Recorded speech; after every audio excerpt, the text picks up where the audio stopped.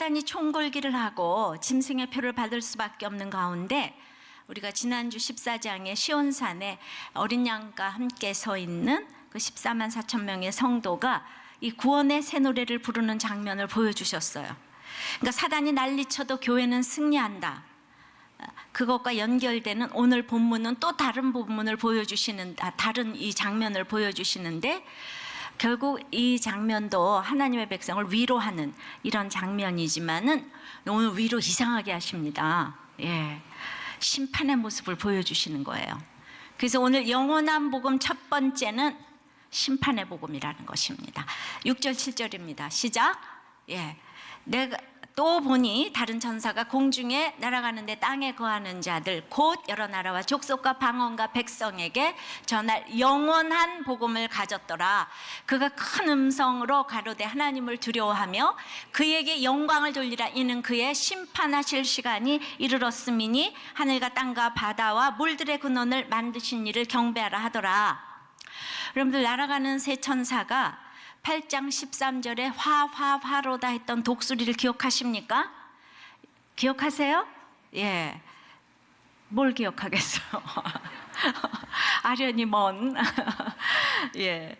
자, 새 천사가 오늘 같은 맥락으로 등장을 하고 있는데 그 첫 번째 천사가 지금 영원한 복음을 가졌다는 것입니다. 새 노래를 배워서 이제 여러 나라와 족속과 방언과 백성에게 영원한 복음을 전해야 되는데 지금 천사가 가지고 있으니까 천사가 가지고 있는 것을 항상 복음은요 성도들이 전하는 거예요. 천사들이 전하지 않아요. 예. 그래서 성도인 우리가 이제 전해야 한다는 것을 지금 암시를 했는데 누구에게 전하는가? 예. 자, 우선 하늘과 땅과 바다와 물들은 숭배의 대상이 아니고 그것을 만드신 분이 경배의 대상이에요. 근데 우리는 끊임없이 하나님이 만드신 사람을 두려워하고 자연을 두려워하면서 그래서 사람과 자연에게 영광을 돌리고 늘 1월 성신을 숭배하는 것입니다. 근데 하나님은 이런 사람들을 끝까지 마지막까지 포기하지 아니하고 전하여 줄 복음이 있대요. 영원한 복음. 그 영원한 복음의 내용이 오늘 심판의 때가 이르렀다는 심판의 복음인 거예요. 영원한 복음 이코르 오늘 심판의 복음을 얘기하시는 거예요. 교회는 돈이 많고 권세자가 많은 게 기쁜 소식이 아니에요. 물론 우리도 교회 대통령이 나오면 약간 기쁘겠지요. 그러나 그것도 기쁘지도 않을 것 같아요. 너무나 곤욕을 치르는 거를 보니까. 그래서 사실은 그거보다도 기쁜 것은 그 교회는 정말 그 악이 물러갔다. 예, 교회가 좋은 교회, 건강한 교회. 사실은 이게 중요하고, 그러면 교회에 악이 물러가는 거 어떻게 물러가는가? 복음은요 기쁜 소식이라 그랬잖아요. 그러면 모든 것이 기쁘고 즐겁고 잘 되고 복음으로 이제 우리가 들을 때가 있잖아요. 근데 거기서 발전하지 않으면은 사랑의 주님, 축복의 주님, 사랑의 주님만 외치게 되면 이 세상에 잘 되는 것을 외치다가 보면은 그렇게 이제 구원의 감격이 없어지게 돼요. 그리고 뭐가 안 되면은 이제 더욱더 감사의 내용이 빈약해지면서 그리고 이제 감격도 없어지고 교회는 벌 받을 것 같아서 이렇게 나오는데 전인격적으로 신앙생활을 하는 게 아니라 그러니까 자기의 생활에 그냥 플러스 알파 정도로 신앙생활을 하게 되는 것입니다. 그러니까 오래된 신앙, 모태신앙 가운데서 이런 사람들이 많은데 그런데 말은 또 다들 주님을 만나고 싶대요. 감격을 회복하고 싶대요. 예. 그러니까 이런 사람들은 시온산의 어린 양, 지난주에 봤잖아요. 시온산의 어린 양을 만나는 것보다는 오늘 본문처럼 강력한 심판의 하나님을 만나는 게 확실하다는 거예요. 오늘 본문은 진노 옆에 구원을 제시하시는 것입니다. 그러니까 내가 현재 오늘 구원을 가장 감격적으로 누리는 방법은 심판이라는 것입니다. 그러니까 내 옆에 진노로 구원을 누리는 사람이 얼마나 많은지 몰라요. 이해되십니까? 오늘 계시록 마지막에 이제 마지막이잖아요. 진짜 진노의 하나님을 깊이 만나야 된다는 거예요. 말씀을 통해서 진노의 하나님을 깊이 만나야 영원한 복음으로 들어간다는 것입니다. 그래서 심판의 복음이야말로 영원한 복음으로 인도하는 지름길인 것입니다. 자, 두 번째는 그러면 심판의 복음의 그 내용이 뭔가? 심판의 내용이 첫째가 하나님 없는 큰 성은 반드시 무너진다는 거예요. 자, 그래서 바벨론이 무너졌다는 것입니다. 8절입니다. 시작. 또 다른 천사 곧 둘째가 그 뒤를 따라 말하되 무너졌도다 무너졌도다. 큰 성 바벨론이요 모든 나라를 그 음행으로 인하여 진노의 포도주로 먹이던 자로다 하더라. 이거를 예레미야 5장 17절은 바벨론은 여호와의 수중에 온 세계로 취케하는 금잔이라 열방이 그 포도주를 마시고 미쳤도다. 사람을 미치게 하는 거예요. 돈으로 미치고 권세로 미치게 하고 미모로 미치게 하고 300년 된 술로 미치게 하고 모든 거 좋은 거 있대 미쳐서 쫓아다니게 하는 거예요.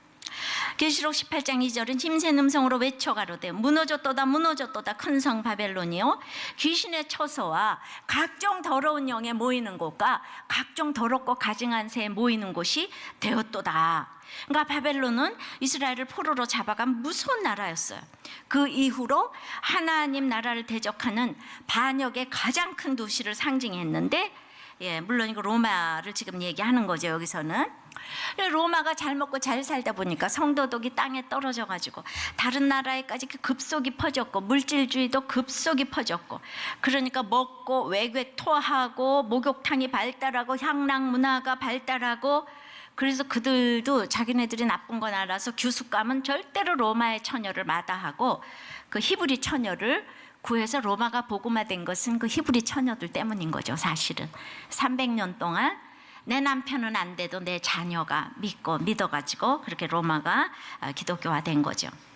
여러분들 하나님 없이 획득하는 부와 재력은 급속히 죄 짓는데 급속히 쓰여요. 그래서 결국 하나님 없이 가진 이 부가 자손까지 망하게 하는 거예요. 돈이 많고 이제 권세자는 도덕 수준이 이제 권세자의 도덕 수준이 백성의 도덕 수준이 되고, 사장의 윤리 수준은 사원의 윤리 수준이 되고, 사장이 날마다 술 먹자 놀러 가자 무슨 뭐 룸사롱 가자 그러면 그거 안 따라갈 사원이 어디 있겠어요. 근데 내가 목구멍이 포도청이니까 그냥 따라가잖아요.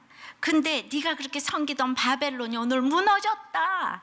네가 주일 성수도 안 하고 섬기던 그 회사가 무너졌다. 큰 성 바벨론이 무너졌다. 과거형으로 쓰는 것은 완전히 무너졌다는 거 강조해. 무너졌도다 무너졌도다. 너 영원한 복음을 가지는데 세상의 권세를 두려워 말라. 돈도 너무 없는데 연봉 2천만 원이 이렇게 저희가 들어왔는데 주일을 성수 못한다 그래서 간뒀대요. 그럼 우리는 막 그런 기도 제목을 보면 아유 돈도 없는데 이런 데 나가지 이런 생각이 들지요, 그죠? 걔도 다 안 가기로 했다고 이러더라고요. 목사님은 무슨 자신이 있었어 저렇게 그럴까? 그래서 전 제가 자신 있는 게 아니고 하나님이 자신이 있죠, 그죠? 하나님이 하시죠, 그죠? 자, 그래서 이제 우리가 눈으로 보는 하드웨어도 무너졌어요. 로마 아니고 바벨론 큰 성. 우리가 생각하는 그냥 세계 모든 큰 건 다 무너져서, 두 번째는 가치관도 멸망한다는 거예요. 자, 그래서 9절 10절입니다. 시작. 또 다른 천사 곧 셋째가 그 뒤를 따라 큰 음성으로 가로되 만일 누구든지 짐승과 그의 우상에게 경배하고 이마에나 손에나 표를 받으면 그도 하나님의 진노의 포도주를 마시리니 그 진노의 잔에 섞인 것이 없이 부은 포도주라 거룩한 천사들 앞과 어린 양 앞에서 불과 유황으로 고난을 받으리니. 그래서 지난번에 이제 이마에 짐승의 표가 새긴 것은 짐승의 가치관이 새겨지기 시작하는 거라 그랬잖아요. 그러니까 세상 가치관이 이렇게 심어졌어요. 그러면은 이제 그런 세상 가치관이 심어진 사람은 지금 섞이는 것 없는 것 자체가 그 포도주도 진노의 포도주인데 전혀 물과 섞이지 않는 아주 독한 포도주, 이 독한 심판이 오고 조금도 용서가 없는 무서운 심판으로 네가 그렇게 무시하던 그 거룩한 천사들과 어린 양 앞에서 불과 유황으로 고난을 받으리니. 여러분들, 그러니까 우리가 생각하는 그냥 이 하드웨어, 소프트웨어 세상 것도 완전히 멸망한다는 거예요. 보이는 거, 그 내 속에 인본주의, 휴머니즘, 민족주의, 뭐 주의라는 거 다 망한다는 거예요. 윤리와 도덕, 하나님 밑에 있는 7 밑에 6, 6, 6 다 망한다는 거예요. 짐승의 가치관이라는 거예요. 이걸 잘 분별하라고 그랬어요. 그래서 너 수를 세워보라 그랬죠. 진짜 하나님하고 비교가 안 된 윤리 도덕에, 하나님이 있으면 윤리 도덕을 내가 세워가겠지만 하나님이 없는 윤리 도덕은 이게 이제 불가유황으로 간다는 거예요. 그러니까 하드웨어, 소프트웨어, 이 세상 것은 완전히 초토화시켜서 멸망한다는 거예요. 불가유황은 유황은 이제 지옥으로 지금 이제 얘기가 되는 거잖아요. 지옥은 히브리어로 이제 게헨나예요. 게헨나는 그 열왕기 상인가 한가 23장 10절에 왕이 또 흰놈의 아들 골짜기의 도벳을 더럽게 하여 사람으로 몰록에게 드리기 위하여 그 자녀를 불로 지나가게 하지 못하게 하고 이랬는데, 이렇게 보면 아하스 왕이 흰놈의 골짜기에서 자녀를 우상의 제물로 바쳤던 곳이에요. 여러분들, 자기가 왕인데 무슨 왕위를 유지하기 위해서 또 자식을 불로 태워 죽일 수가 있겠어요. 그러니까 여러분, 내가 이렇게 자식을 들들 볶는 거는요, 자식을 위해서가 아니라 내 왕위를 유지하기 위해서 자식을 들들 볶는 거예요. 우상의 제물로 바치는 거. 그러니까 여기가 이제 그때부터 유아의 제사가 행해지고, 그리고 이제 오물이나 동물과 죄인의 사체가 소각되었기 때문에 사후 악인이 벌받는 장소 지옥과 동의어가 됐어요. 지옥은 뭔가 불과 강한 연합이 되고 있는데, 바로 이 불과 유황이 넘치는 이 게헨나에 짐승의 표를 받은 사람들이 가게 된다는 것입니다. 마가복음 9장 48절에는 거기는 구더기도 죽지 않고 불도 꺼지지 아니하느니라. 계시록 21장 8절도 두려워하는 자들과 믿지 않느냐 하는 자들과 흉악한 자들과 살인자들과 행음자들과 술객들과 우상 숭배자들과 모든 거짓말하는 자들은 불과 유황으로 타는 못에 참여하리니. 그러니까 이제 가치관, 그러니까 심판의 내용이 뭐예요? 하드웨어, 소프트웨어, 세상 모든 것들은 다 망한다, 멸망한다. 너 너무나 대단한 권세, 돈 부러워하지 말라, 두려워하지 말라, 이거잖아요. 오늘 진노의 복음이 축복이라고 생각하면서 우리가 두려워하는 건 세상 돈이 무섭고 권세가 무섭고 다 이게 무섭잖아요. 세상에 누리지 못해서 무섭잖아요. 근데 세상에서 가장 크게 누리는 사람도 다 무너지게 돼 있다는 것입니다. 그러니까 이제 11절의 그 고난의 연기가 세세토록 올라가리로다. 짐승과 그의 우상에게 경배하고 그 이름의 표를 받는 자는 누구든지 밤낮 쉼을 얻지 못하리라. 왜 내가 이렇게 지금 불과 유황 속에 있으니까 고난의 연기가 세세토록 올라가는데, 이거는 어떤 경우도 세상 가치관은요, 안식이 없어요. 경배의 대상이 짐승인데, 하나님이 아니고 짐승인데 어찌 안식이 있겠습니까? 밤낮 수고하고 슬프고 분하고 고난의 연기만 세세토록 올라가는 거예요. 지옥은 밤도 없고 낮도 없어요. 우리가 밤에 자야 낮에 일을 할 거 아니에요. 그러니까 그냥 잠을 못 자는 거예요. 불면증인 거예요. 이 땅에 정말 하루 종일 일 잘하는 사람 밤중에 잘 자잖아. 하루 종일 일 안 하고 있으니까 밤에 잠이 안 온다고 그렇게 난리를 치는 거죠. 불면증 환자들은 다 낮에 일을 하면 되는데 낮에 잠을 자고 밤에 잠이 안 온다고 이렇게 계속 밤낮을 거꾸로 하면서. 사람은 하나님의 형상대로 지음을 받았기 때문에, 여러분들 잘 들으세요, 영원히 죽지 않아요. 어떻게 하나님이 죽을 수가 있겠습니까? 그래서 육은 죽을 수가 있지만, 썩어질 육신이니까 죽을 수 있지만 이 영혼은 죽지 않는 거예요. 그러니까 시온은 산을 택하든지 불과 유황의 지옥을 택하든지 반드시 하나를 택해야 된다는 거예요. 오늘 계시록 이제 마지막 14장 왔잖아. 여러분들은 진짜 시온을 택하느냐, 이 게헨나를 택하느냐, 이 둘 중에 반드시 본인이 원튼 원하지 않든 택하게 돼 있어요. 그래서 이제 우리가 아하스가 왕이면서도 아이를 불에 태워서 우상의 제물로 바쳤듯이, 여러분들이 이 땅에서 왕이고 사장이고 모든 권세를 가져도 자식을 인류를 보내기 위해서 달달달달 볶아대고 그냥 공부하라고 난리를 치고 때리고 그냥 자식의 교육을 위해서 모든 거를 포기하고 수고하는 것들이 바로 이게 지옥이죠. 지옥. 쉼이 없어요. 고난의 연기가 세세토록 올라가요. 그러니까 지옥은 아이와 관계가 있어요. 그 흰놈의 골짜기는 유아들의 제사 자리라 그랬잖아요. 그래서 이게 우리들의 실상인데, 아이 자체를 사랑하기보다는 짐승의 가치관으로 세상 성공을 바라보면서 최고만을 부르짖기 때문에 여러분들은 그렇게 살면 평생을 고난의 연기가 세세토록 올라가고 쉼이 없게 되는 것입니다. 그래서 그렇게 세상적으로 잘 키운 아이들이 요새 어떻게 됩니까? 그거는 나의 에고를 위한 자식 잘 키움이고, 이타적이 아니고 이기적으로 내 자식밖에 모르고 내 자식이 인류돼야 되고 내 자식이 뭐든지 잘해야 되고, 이렇게 해서 다 잘 키워놨더니만 이 똑똑한 세대기 결혼 1년 만에 이혼하겠다고 저에게 상담을 하러 왔습니다. 그래서 제가 이거저거 다 얘기해 주면서 이혼을 하더라도 남편과 시어머니 앞에 한 번만 용서를 빌어보라고 했더니 이 똑똑한 세대기 내가 미쳤냐고, 내가 왜 그거 가서 비냐고 질색을 하는 거예요. 그러면서 막 나를 이상한 사람 취급을 하는 거예요. 요새가 어느 세대인데. 그러니까 내가 한 번만 잘못했다고 얘기하고 그 다음에 나를 만나자. 근데 그 한 번을 안 하겠대. 사과 한 번 하기가 그렇게 어렵습니다. 잘못했다, 미안하다. 내가 다른 얘기 하나도 하지 말고 이 얘기만 한 번 하고 오라 그랬는데 못 하겠다는 거예요. 이 한마디를 못해서 다들 이혼을 하고 가정이 깨어지는 거예요. 그 제가 얼마나 답답하겠어요.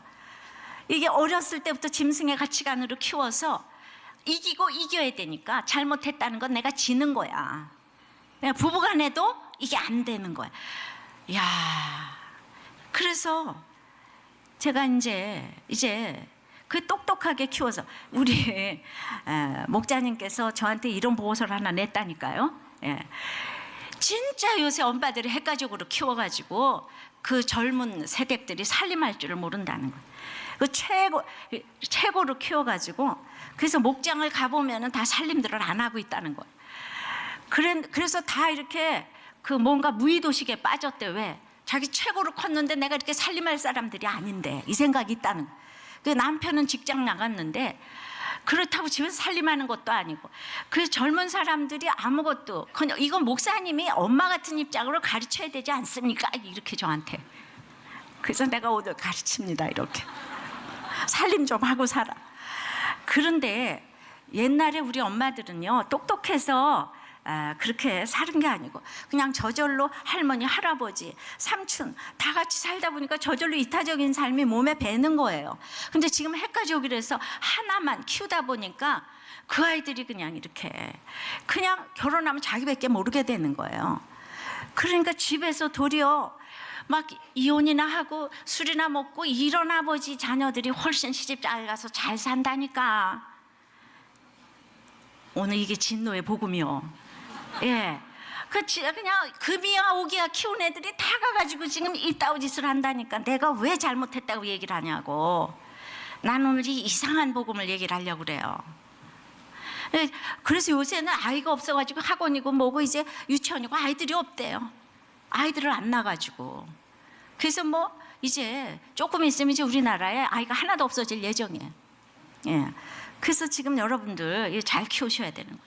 그러니까 이제 우리가 이제 잘 들어보세요. 그러니까 심판의 복음이 이제 내용이 막 눈으로 보이는 거, 속으로 보이는 거, 교양, 인본주의, 그냥 도덕윤리가 이게 꽉 찬. 이것도 다 짐승의 가치관이라고 그랬어요. 이거 다 멸망한다고 그랬어요.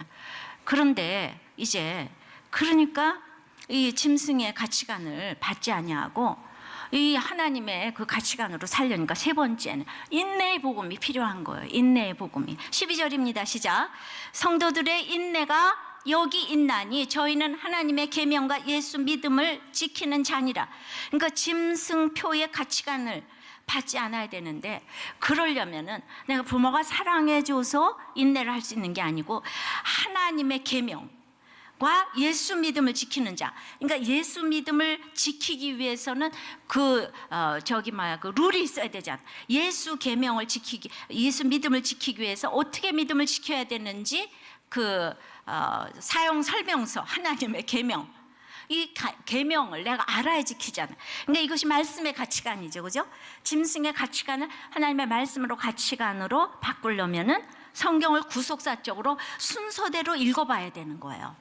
그러니까 정말 잘 사는 길은 어렸을 때부터 말씀의 가치관을 넣어주는 거예요. 이거 아무리 강조해도 지나치지가 않습니다. 그러니까 세상 가치관은 우리가 이번 주일에 역대상을 읽었잖아요. 역대상의 계보를 보니까 다 처음에는 잘 되고 이제 나중에 망하더라고요. 세상은. 역대상 1장 10절에 구스가 또 니므롯을 낳았으니 세상에 처음 영걸한 자며, 그러니까 세상에 처음 영걸한 자는 안 믿는 사람인 거예요. 아담부터 시작한 인류의 계보에서 첫째 아들은 가인도 획득했다는 뜻인데 그 동생 아벨은 허무하다는 뜻이에요. 획득하면 허무해요. 이 땅에는 결혼도 너무 하고 싶어서 하고 나면 허무해요. 뭐 직장도 가서 사장까지 올라가면 허무해요. 그러니 대통령이 되면 얼마나 허무할까 싶어요. 올라갈 자리가 없으면은. 그러니까 뭐든지 누구도 예외가 없습니까? 없습니다. 하나님 없이 획득하는 그 어떤 것도 결론은 허무한 거예요. 그래서 창세기부터 역대상의 계보를 보니까 이 세상의 계보는 처음에 창성하고 예수님의 계보는 나중에 창성해요. 그러니까 다윗이 예수님의 조상인데 처음에는 모세와 이런 사무엘 이런 사람들이 창성해서 먼저 나왔는데 예수님의 조상은 이 유다의 후손은 다윗. 근데 맨 끝에 역대상에 이 다윗의 계보가 나오잖아요. 너무나 미약하게 있지만 맨 나중에 창대하게 나온 것입니다. 역대상 1장 43절도 보면은 이스라엘 자손을 치리하는 왕이 있기 전에 에돔 땅을 다스린 왕이 이러하니라. 44절 벨라가 죽음에 보스라 세라의 아들 요밥이 대신하여 왕이 되었고, 요밥이 죽음에 대만 족속의 땅 사람 후삼이 대신하여 왕이 되었고, 후삼이 죽음에 랄랄랄라 왕이 되었고, 또 이제 47절 하다시 죽음에 또 사물라가 왕이 되었고, 사물라가 죽음에 사울이 대신하여 왕이 되었고, 사울이 죽음, 쭉쭉 역대상 계보가 쭉 나오는데 에돔 왕의 족보만요, 하나님이 환영하지 않는 에돔 있잖아요. 에돔은 이스라엘이 생각도 못할 때 아주 강성하고 탄탄한 정치력을 가지고 왕정이 시작된 거예요. 근데 이 왕정의 특징은 누가 죽어야 대신해서 왕이 되는 구조예요. 다른 계보하고 달리 에돔 왕의 족보는 죽음에 대신하여 왕이 되고, 죽음에 대신하여 왕이 되고, 그러니까 그 사람이 죽지 않은 왕이 될 수 없다는 뜻이잖아요. 죽음에 왕이 되고, 약속의 자녀는 어떠한 상황에서도 마태복음 1장처럼 거기도 족보가 쫙 나옵니다. 근데 거기는 그냥 아브라함 이삭을 낳고 그 낳고의 족보가 이제 하나님의 이 족보인데, 세상 사람들은 나 괴롭힌 사람은 다 죽었으면 좋겠다, 이게 본성이라는 거예요. 그러니까 우리는 눈앞에서 잘 산다고 부러워하지를 말고 이제 세상에서 창성한 것을 봐줘야 되는 그 인내가 필요한 것인 거예요. 우리가 믿음이라는 것은 있잖아요, 내가 고통을 면하는 게 믿음이 아니고요, 이제 내가 넘어지고 정말 다쳐도 또 이 길을 가야 되는 이 확신이 믿음인 거예요. 우리가 구하는 것은 다 주 안에 있는 것이지 이렇게 세상에 있는 것이 아니기 때문에, 나는 어린 양의 가치관을 가지고 있는데 세상의 짐승의 가치관을 가진 사람하고 여기 문을 나서는 순간 계속 만나야 되는데 어떻게 핍박이 없을 수가 있겠어요? 어떻게 충돌이 없을 수가 있겠습니까? 그러니까 우리는 이제 견딜 수 있는 끝까지 인내를 해야 되는 거예요. 하나님 내 인내를 아세요. 끝까지 인내하면 그 다음은 주님이 해주시는 거예요. 할렐루야. 그래서 어린 양이 이끌고 가니까 주기철 목사님도 순교를 하셨듯이, 그러니까 저는 이렇게 여러분들이 보기엔 제 인내가 아무것도 아니라고 보였겠지만은 저는 그 옛날을 생각해도 하나님이 나의 인내를 기억하셨다고 생각을 해요. 그래서 남편을 데리고 가셔도 내가 이렇게 주의 사역을 할 수 있는 거예요. 진짜 우리 남편에게 내가 인내를 했어요. 저로서 인내를 했어요. 목숨을 내놓고 인내를 했어요. 내가 목숨을 내놓고 남편의 구원을 위해서 기도했다 그랬잖아요. 그러니까 목숨을 내놓고 순종을 하고 인내를 했죠. 그러면은 이제 나머지는 하나님이 해주셨잖아요. 할렐루야. 내가 할 수 있는 한계 끝까지 했더니 그 다음 하나님께서 책임지셨다고 생각을 합니다. 그러니까 여호와께서 베푸시는 구원을 보는 것이 인내예요. 인내는 근육처럼 훈련되는 거예요. 모두에게 근육이 있지만은 무거운 이런 그 덤벨을 훌쩍 드는 사람이 있는 반면 가벼운 것도 짤짤매고 못 드는 사람이 있는데, 이건 순전히 훈련입니다. 인내도 연습해야 돼요. 그래서 이제 연습하고 그냥 길이 참아야 될 일이 많으면은 이제 그렇게 그래서 인내를 연습하다 보면은 다른 사람의 무거운 인생의 짐을 척척 들어줄 수가 있게 된 거예요. 할렐루야. 그래서 하나님은 나 이 진노를 깊이 만나라고 하는 거예요. 진짜 이 진노의 하나님을 깊이 말씀을 통해서 만나라는 거죠. 그러니까 이제 메리 존 라이언은 충동적 반응은 0.5초내에 결정이 되고 거기서 0.5초만 생각하면 인내할 수 있는데 이거를 못 한다는 거예요.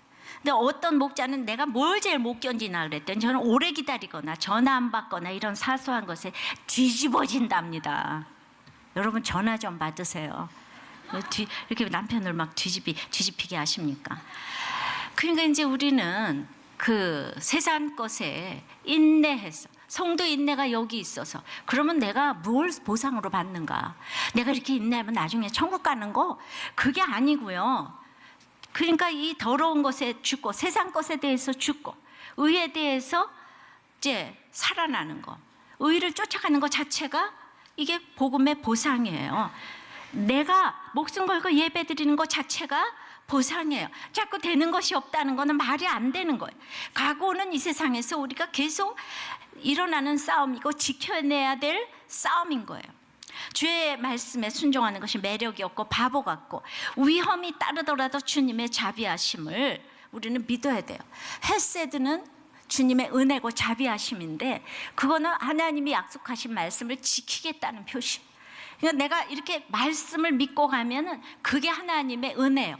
그대로 네가 믿은 말씀대로 하나님께서 다 해주시겠다는 것이 은혜지. 내가 말씀도 없고 아무것도 안 보면 하나님 맨날 건강하게 해주시고 붙여주시고 이게 은혜가 아니라는 거예요. 약속의 말씀을 지키시겠다는 거, 이게 우리 주님의 헤세드인 거예요. 좋은 게 아닙니다. 그러니까 나도 남편의 죽음이 나에겐 진노에, 남들이 보면 진노로 보여지는 것이지만은 그러나 그것이 그 진노를 잘 깊이 만남으로 내가 그것이 영원한 복음으로 들어와서 이제 다른 사람까지 영원한 복음으로 인도하는 인생이 됐잖아. 근데 사람들이 죽음을 못 견디는 게 죽음 자체가 슬프다기보다는 그 사건에 사로잡혀서 이 죽음이 주는 사명을 모르기 때문에 그런 진노를 겪으면서도 그 심판으로 복음이 들어오지 못하는 사람도 많이 있어요. 똑같이 죽었다고 다 사명을 만납니까? 그러니까 하나님이 하루아침에 모든 것을 가져가도 이미 내 속에서 음녀 바벨론이 무너졌다면 어떤 환경에서도 구원의 새 노래를 부를 수가 있는 것입니다. 영원한 복음의 노래를 부를 수가 있어요. 그래서 진노를 인하여 하나님이 내 죄를 기억하지 않으시는 거, 이게 축복이에요. 심판하실 시간이 이르렀다고 했는데 이 심판의 메시지를 듣고 오늘 여러분들의 마음이 환해지시기를 바랍니다. 심판받아서 하나님의 사랑을 만나시기를 바랍니다. 예, 우리들 교회도 엉터리 신자 많고 무리한 교인도 많이 받고 부자 되기 위해서 나오는 사람도 있더라고. 어떤 분이 저기 홈페이지에 글을 올리신 적이 있어요. 그럼 우리는 아니야 이래야 되겠어요? 예, 맞다 그래야죠. 그러니까 그분이 맨 처음에 와서 암이 걸려서 오셨는데 다니면서 상황이 악화되니까 이렇게 생각이 되었지만은 그래도 무엇을 해야 할지 명백해졌다는 거예요. 암의 진노를 통하여서 말씀의 구조 속에서 피할 길이 사람이 아니고 예수 그리스도이심을 알았다고 하는 거예요. 그 원망할 일이 생겼을 때 이것이 내 삶의 결론이다 이렇게 생각하는 것이 진노를 깊이 만나는 태도인 거예요. 또 어떤 분은 2차 항암 치료를 하고 있는데 나 같은 무지렁이에게 고액의 치료비와 생활비를 주며 사랑으로 고통을 분담하고 있는 남편에게 저절로 겸손해질 수밖에 없다. 자, 이것도 내가 얼마나 두려움이 많고 정말 내세울 곳이 없는 존재인지를 알게 되면 미안하다 고맙다를 말할 수 있는 것이 영원한 복음을 받은 자의 태도인 것입니다. 지금 이제 그 말기암으로 점점 된 우리 신갈렙 선교사님이 그 말기암 4년째인데 아직 살아계셔서 투병하면 죽고 치병하면 산다 이런 그 책을 펴냈어요. 행복한 암 동행기. 그래가지고 암 걸린 사람 위해서 어떻게 살아가야지 되는지 이렇게 암중서신을 썼어요. 옥중서신이 아니라. 그래서 어떻게 묵상하고 어떻게 받아들여야 되고 또 무엇을 먹어야 되는지 암 걸린 분들한테는 그것이 이제 좀 이제 도움이 많이 되리라고 생각을 합니다. 자, 두 아이의 그 간증을 좀 들려드리려고 해요. 이 아이들은 다 초등학교 아이들입니다. 예. 근데 이제 한 아이는 부모님이 전부 다 이제 공인이에요. 예. 그랬는데 이혼을 하셨어요. 그래가지고 각종 방송과 방송에 각종 기사가 나고 실시간 검색하면서 소문이 돌고 친구들은 괜찮아라고 물어봤는데 정말 그때부터 성적도 떨어지고 친구 관계도 안 좋아졌는데 너무너무 속상하고 힘들던 우리 가족은 점을 보러 다니면서 이사를 가기도 하고 이런 여러 대를 하면서 또 교회도 여기저기 다니다가 그러다가 우리들 교회를 이제 온 거예요, 엄마가. 그래가지고 이제 진짜 와서 주님을 이제 만나게 된 거예요. 맨 처음에는 뭐 말씀이 안 들렸다 그러죠 또. 예. 근데 이제 말씀을 통해 엄마뿐만 아니라 저도 아빠 엄마의 이혼 때문에 마음이 아픈 사람이고, 근데 이 아픈 것은 오직 예수님만 해결할 수 있다는 걸 알게 됐대요. 예수님만이 저의 의사가 된다는 것을 깨달았답니다. 그래서 이제 큐티하면서 하나님의 뜻을 알고 전도 축제도 하고 부활절 교회 모든 행사를 다 참여하면서 이제 교회 안 댕기면 뭐가 찝찝하대요. 예. 그래서 저 말씀으로 어느 정도의 상처는 치료되었지만은 아직도 아빠에 대한 미움과 서름이 남아 있다는 걸 압니다. 그러나 그래서 울기도 하지만 이 일로 하나님의 자녀로 불러주셨다는 것을 알게 되었기 때문에 이제는 이혼 고난이 축복인 것을 압니다. 그렇게 썼어요. 그 아빠가 교회에 나오시게 해달라 기도한대요. 부활절에 나오셨어요. 그렇지만 이제 한 번으로 또 끝났어요. 그래서 지금은 이제 큐티를 하면서 엄마의 마음을 몰라주고 화내는 내 모습이 생각나고 나의 부탁과 소망을 다 들어주시는 하나님께 내가 해드릴 거는 아무것도 없는데도 그 말씀 보는 걸 내가 게을리하는 게 부끄럽다 그러면서 내가 잠들어 있는 이 부분에서 깨어나고 싶어졌습니다. 예수님을 사랑해서 향유를 바라본 막달라 마리아처럼 예수님을 더 사랑하기 원합니다. 이렇게 간증문으로. 또 하나에는 제가 3살 때 부모님 이혼하셨습니다. 이 두 부분은 너무 선남선녀입니다. 예. 위에도 선남선녀고 지금 아래도 선남선녀고 우리 중에 선남선녀 아닌 사람은 어디 있겠습니까? 예. 그랬는데 3살 때 이제 이혼을 하셨는데 그땐 이혼이 뭔지 모르고 그래가지고 이제 그렇지만 왜 나는 아빠가 없는가 이거 계속 자기는 이제 속상했는데 표현할 수도 없었대요. 그런데 입학 통지서가 아빠한테 갔기 때문에 아빠가 또 살으려고 또 집에 들어왔대요. 근데 얼마 안 돼서 또 나갔대요. 왜냐하면 밤마다 싸우셨고 내가 겉으로는 안 듣고 있는 거 같고 아무것도 모르는 척했지만 사실 난 다 듣고 싸우는 거 다 알고 있었어요. 애들이 이렇게 무서워서 표현을 못하는 거예요.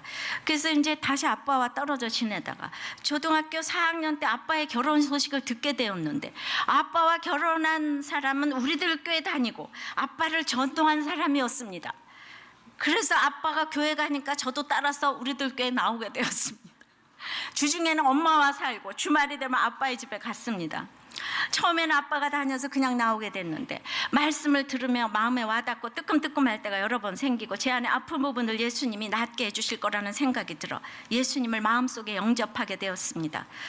이 지난 수요일 큐티 말씀에 예수님께서는 문둥병자를 고쳐주셨지만은 10명 중 1명만 예수님께 돌아와 감사함을 표현합니다. 저는 스스로에게 질문을 해봤습니다. 나는 항상 예수님께 감사한가 생각해보니 전 예수님을 사랑하지 않을 때도 있고 감사하지 않을 때도 있습니다. 학교에서는 다른 애들은 모두 아빠가 있는데 저만 아빠랑 떨어져서 사니 솔직히 왜 나만 이런 고난이 있냐고 하면서 예수님을 원망할 때가 있었습니다. 그러나 이제는 원망하지 않을 겁니다. 왜냐하면 교회에 나오게 된 계기도 부모님의 이혼 때문이기 때문입니다. 무엇보다도 그래서 제가 예수님을 믿었기 때문이고 그래서 이런 환경에 감사하기 시작했고 제 마음의 상처도 하나님께서 점점 치료해 주시고 있는 것 같습니다. 저에게 이런 환경이 주어진 것에 대해서 슬프게 생각했었는데 앞으로는 이런 환경에 원망하지 않으면서 저같이 고난이 있는 아이들을 도와줘야 되겠다는 생각을 했습니다. 이 모든 상황에도 불구하고 제가 간증을 할 수 있게 해주신 하나님께 감사합니다. 할렐루야. 여러분들은 멀쩡하게 엄마 아빠가 잘 먹이고 잘 입히는데도 교회도 안 나오고 맨날 몰라 그러죠. 그런데 얘네들이 진노를 경험하면서 어렸을 때부터 말씀으로 가치관이 변했잖아요. 정말 너무너무 은혜를 받은 거예요, 제가. 그러니까 옳고 그름이 없고 별 인생이 없는 거예요. 예, 정말 우리는 인생은 하루살이에 불과하지 않아요? 예, 누구는 부자고 가난하고 이혼을 했고 안 했고, 아유 하루살이가 4시에 가나 6시에 가나 10시에 가나 다 그냥 그게 그건데, 우리가 보기에는 10시에 가는 사람이 그렇게 부럽지 않아요? 그 10시에 가는 사람, 4시에 가는 사람 막 무시하고. 하나님이 하늘에서 보시기엔 우리 인간도 이렇게 똑같다고 생각을 합니다. 우리가 이제 진노를 깊이 만남으로 영원한 복음을 받아들임으로 영생을 누리시기를 바라는 거예요. 정말 아이들을 잘 키우는 것이 무엇인가? 아이들의 입장에서 생각을 해주셔야 되는 거예요. 내가 지금 4시에 딴 사람 만나서 산다고 얼만큼 행복하게 잘 살겠습니까? 예, 아침 0시부터 태어나서 살아서 24시간인 거예요. 우리는 선택이 없습니다. 나의 시간에 순종을 하셔야 될 거예요. 하나님이 짝지어 주신 것은 사람이 나눌 수 없다. 얼마나 애들이 아팠으면 주님을 만났겠습니까? 어른도 못 만나는 주님을 이 아이들이 어떻게 이렇게 만날 수가 있겠어요? 예, 정말 전 세계의 모든 부모들에게 오늘 이 메시지를 주고 싶은 거예요. 그냥 사시라고. 그냥 사시라고. 어떤 것도 선택이 없어요. 아이들 입장에 적용하셔야 됩니다. 말씀 맺어요.